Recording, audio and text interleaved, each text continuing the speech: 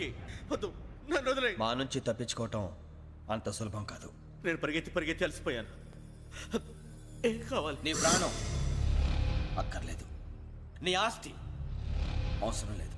ఏదో అవసరానికి 2000 అప్పుడైతే ఇలా చంపేపోతారని జీవాజీ. ఆయన అప్పు తీసుకున్న తప్పించుకుని తిరగాలి కానీ ఆపేసి మీకు అక్కడ పెట్టండి. కొత్త అప్పు ఇవ్వకూడదని. ఇదిగో వెంకీ, కావాలంటే నీకు ఇచ్చిన పాత బాకీ మర్చిపోతాను, నన్ను వదిలే. మీరు మమ్మల్ని వదలనా? మేము మిమ్మల్ని వదలలేమండి. మీ దగ్గర అప్పు తీసుకున్న నిజం మమ్మల్ని నీలా వెంటాడు. అందుకు నన్ను ఎంత ఆడుతున్నారా? నన్ను అంతగా నాయపసలేదు. ఉండి లేదంటే మొత్తం లేకుండా పోతారు. ఇప్పుడు మీకు ఇస్తే జరిగేది అదే. ఇస్తే ఇవ్వండి, లేకపోతే మానేయండి, అంతేగాని శుక్రవారం పూట అశుభ మాటలు మాత్రం ఆడకండి. శుక్రవారం లేదు, శనివారం లేదు, అసలు వడ్డీ వ్యాపారమే చేయడం లేదా? జీవాజీ, డిస్కషన్స్ అనవసరం. ఇప్పటికి 18,000 ఇచ్చారు, ఇంకో 2,000 ఇస్తే 20,000 రౌండ్ ఫిగర్ అవుతుంది. 2 రోజులు తిరిగి ఇచ్చేస్తాం. వీళ్ళకి ఇప్పుడు దాకా ఇచ్చింది 14,000 కదా, 18,000 అంటాడేమిటి పెచ్చనాయాలు?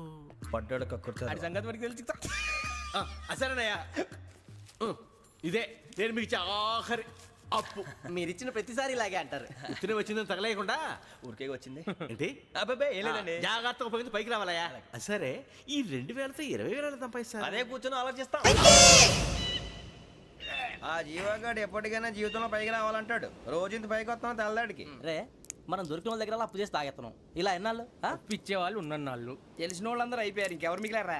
అందుకే నేను ఎప్పుడు అంటూ ఉంటాను సర్కిల్ బెంచ్ మని ఒక రెండో పెంచుకుందామన్నా ఎవడు కోఆపరేట్ చేయట్లేదా? మనం చూస్తేనే జంప్ అక్కడ. అరే వడ్డీ ఎంతైనా పర్వాలేదు, అప్పు ఏంట్రా అంటే ఒక ముందు రాడే. ముందుకు వస్తే వాళ్ళు వెనక్కి వెళ్తారని భయం. భయం భయం భయం, ఎక్కడ చూసినా భయం. ఎన్నాళ్ళు భయం? మనల్ని చూస్తే మనకే పరమ అసహాయం చేస్తుంది. మనకే కాదు, ఊళ్ళో వాళ్ళందరికీ కూడా అదే ఫీలింగ్. అందరూ డిగ్రీ 3 సంవత్సరాలు చదివి పాస్ అయితే మనం 6 సంవత్సరాలు చదివి పాస్ అయ్యాం. మరి ఉద్యోగం ఎవడి? ఉద్యోగాలు ఇవ్వక, అప్పులు ఇవ్వక, తాగేది ఎలాగా, బతికేది ఎలాగా? అరే మనం మాత్రం మనుషులం కాదా? మనకి కోరికలు ఉండవా? ఇప్పుడు మనం ఆలోచించాల్సింది అది కాదు, రేపటికి ఎవరిని చంపాలి. కాలనీలో ఎవరు సార్?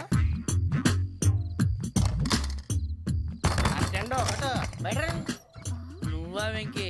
ఏంటి వెంకీ ఈ టైంలో వచ్చా? నీతో మాడే పని ఉంది, దా చెప్తా. ఏ బాగా నిద్రొస్తుందా? సరిగానే రే, నువ్వు మమ్మల్ని చూసే తలిపేసావా?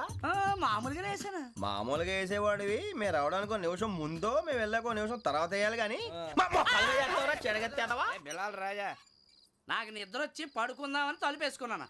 అయినా నా ఇంటి తలుపులు నేను అడిగేసుకోవాలంటే తప్పు చేసిన కాక ఇంకా గేర్ సమాధానం చెప్తావా? మీ ఇంట్లో పెళ్లిడికి వచ్చిన ఆడపిల్లలు ఎదురున్నారు. ఇదిగో అమ్మాయిలు, మీతో ఎప్పుడైనా యథాశాలు వేసానా? విన్నారా? అడుగు తలుపులు వేసావు. అనవసరంగా గొడవ ఎందుకు? ఇక్కడి నుంచి వెళ్ళండి. గొడవ? మీ ఇంటి మీద పడి ఎప్పుడైనా గొడవ చేశానా బిని గారు? లేదు బాబు. విన్నారా? చెప్పు, మమ్మల్ని చూసి తలుపులు ఎందుకు వేసుకున్నావు? అరే మాకు అప్పించిన వాళ్ళు కూడా మమ్మల్ని చూసి ఎప్పుడు తలుపులు వేసుకోలేదు. ఏం జీవాజీ? మరి నువ్వు ఎందుకు వేసుకున్నావు? బాబు టప్ అయిపోయింది, బుద్ధి తక్కువ వేసాను చాలా.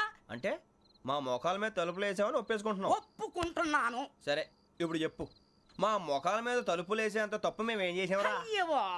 తప్పైపోయిందని అంటున్నారు కదా, వదిలేయండి బాబు. అదే తప్పు మేము చేసి మమ్మల్ని వదిలేయమంటే మీరు వదిలేస్తారా బినిగారు? తప్పని ఒప్పుకుంటున్నాడు కదా అయ్యా. ఇప్పుడు టైం 11 అయింది, వెళ్ళి పడుకోండి. 11 అయిందా? కొమ్ము ఉంచాడు కదా. నాకు సంబంధం ఏంటి? ఉంది, సంబంధం ఉంది. 11 గంటలకి నా క్లోజ్ ఫ్రెండ్ ఢిల్లీ వెళ్తున్నాడు. 5,000 అప్పిస్తానని ఎయిర్పోర్ట్ రమ్మని చెప్పాడు. నీ గొడవలో పడి ఆ సంగతే మర్చిపోయాను. ఇప్పుడు నాకు జరిగిన నష్టానికి భర్తీ ఎవరు చేస్తారు? మీరా మీరా మీరా?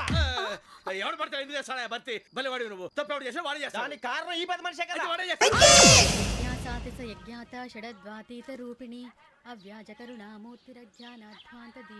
బీరు రమ్ము కలుపుకూడదు, తలకే పట్టేసింది. ఏంటే చదువుకుంటున్నావా? చదువుకో.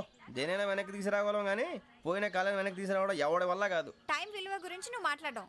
నువ్వు ఎలా పోతే నాకెందుకులే. ఏమ్మా నీ పూజ అయిందా? తలకే పట్టేసింది, కాస్త మజ్జిగుంటే ఇవే.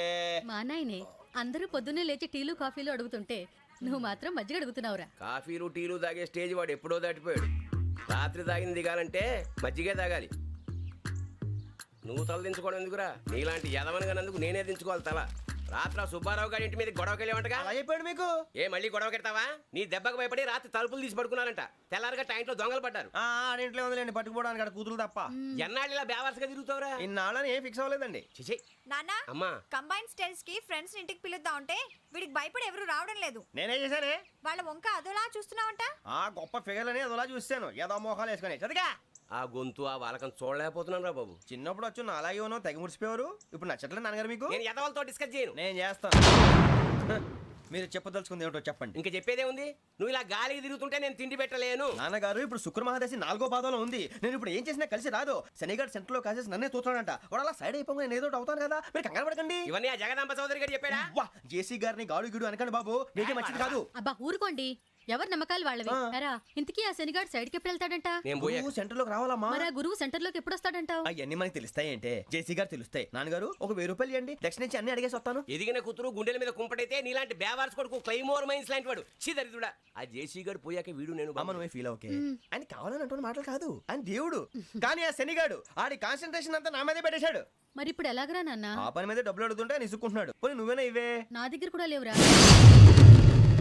తెలుగు భాషలో నాకు నచ్చని ఒకే ఒక్క పదం లేదు.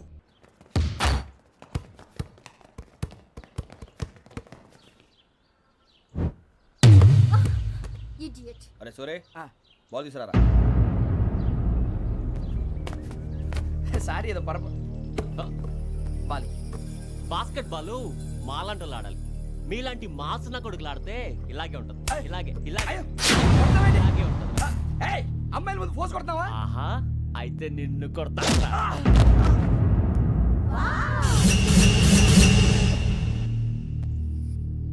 వాడు అమ్మాయిలు ఉన్నారని చూడరా ఎరా రెచ్చిపోతున్నాడు. బాస్కెట్ బాల్ మీ వాడి ఆట కానీ మీలాంటి మాసోళ్ళు ఆడే ఆట కాదు అంటున్నాడు రా. రే ఇంత ముందు 2-3 సార్లు కూడా ప్రతి విషయంలో జోక్యం చేసుకుని మన వాళ్ళు కొడుతున్నాడు రా. వాడిని ఏదో ఒకటి చేయాలరా, వాడిని వదలొద్దు.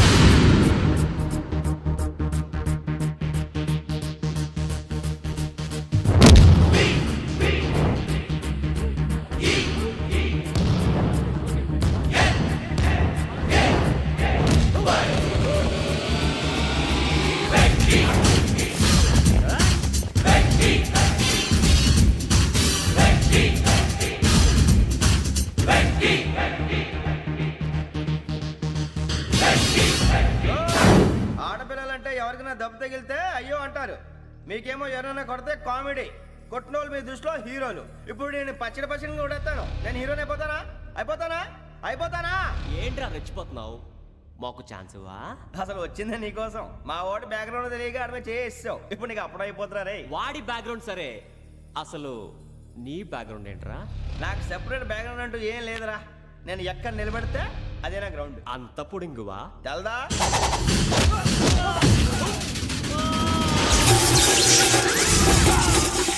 ఎవ్వా మన మామిడి కొట్టినప్పుడు వావ్ అన్నారు. ఇలాగే ఉంటుంది.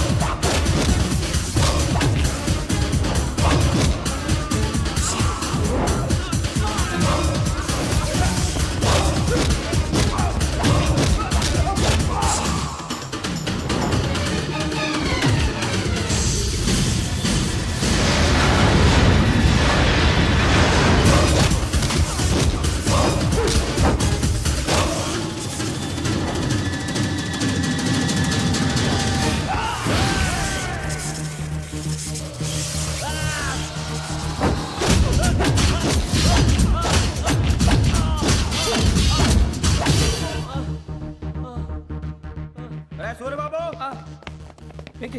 ఇందాక నేను కొట్టినప్పుడు నీకే అనిపించిందిరా? కుమ్మేయాలనిపించింది. మరి కుమ్మే. అమ్మో కుమ్ము. రేయ్ నిన్ను అమ్మాయిని ముందు పట్టుకొని కొడతాను. అలా కొడితే ఏ తగ్గుతుందిరా ఆడికి? అసలే ఎక్సైజ్ బాడీ ఏదవుది. తప్ప చెప్తాను, కొడితే మడతడిపోవాలి. మాస్తో పెట్టుకుంటే మడతడిపోద్ది.